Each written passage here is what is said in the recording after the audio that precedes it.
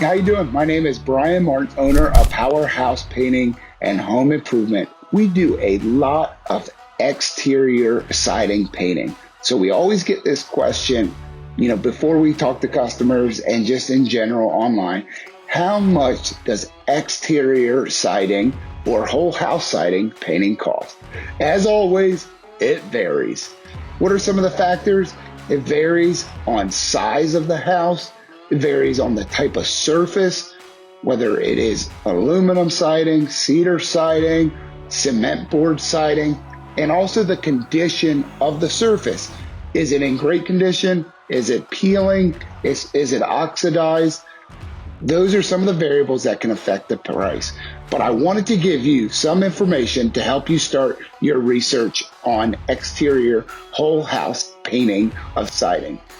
It ranges from $5,000 to $18,000 to paint your whole exterior siding 2 coats. So that is cleaning, properly prepping, and painting 2 coats on your siding of your whole house exterior, $5,000 to $18,000.